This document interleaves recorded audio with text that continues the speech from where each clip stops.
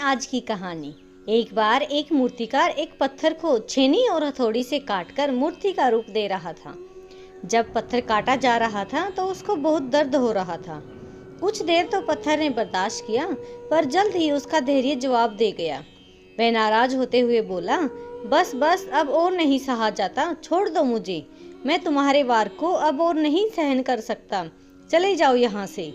मूर्तिकार ने समझाया कि तुम ज्यादा अधीर मत हो, मैं तुम्हें भगवान की मूर्ति के रूप में तराश रहा हूँ।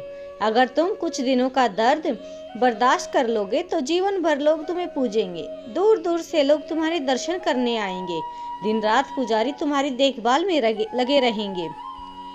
और ऐसा कहकर उसने अपने औजार उठाए ही थे कि पत्थर क्रोधित होते हुए बोला, मुझे मेरी जिंदगी खुद जीने दो। मैं जानता हूँ मेरे लिए क्या अच्छा है और क्या बुरा। मैं आराम से यहाँ पड़ा हूँ, चले जाओ। मैं अब जरा सा भी और दर्द सहन नहीं कर सकता, ये तकलीफ मैं नहीं सह सकता। मैं जानता हूँ तुम्हें दर्द बहुत हो रहा है, मगर अगर आज तुम अपना आराम देखोगे तो कल को पछताओगे। मैं तुम्हारे गुणों को देख सकता हूँ, तुम्हारे अंदर अपार संभावनाएं हैं।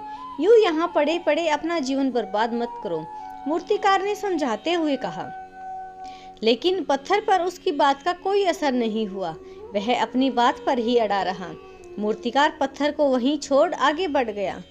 थोड़ी दूर के बाद ही उसे एक दूसरा और अच्छा पत्थर मिल गया। उसने उसे उठाया और उसकी मूर्ति बना दी। दूसरे पत्थर ने दर्द बर्दाश्त कर लिया और वो भगवान की मूर्ति बन गया। लोग रोज उसे फूल माला चढ़ाने लगे, दूर दूर से लोग उसके दर्शन करने आने लगे। फिर एक दिन एक और पत्थर उस मंदिर में लाया गया और उसे एक कोने में रख दिया गया। उसे नारियल फोड़ने के लिए इस्तेमाल किया जाने लगा। वह कोई और नहीं बल्कि वही पत्थर था जिसने मूर्तिकार को उसे छूने से मना कर दिया था। अब वह मन ही मन पछता रहा था कि काश उसने उसी वक्त दर्द सहन कर लिया होता तो आज समाज में उसकी भी इज्जत होती, सम्मान होता। कुछ दिनों की वह पीड़ा इस जीवन भर के कष्ट से उसे बचा लेती। तो आपको ये कहानी कैसी लगी कमेंट बॉक्स में जरूर बताएं।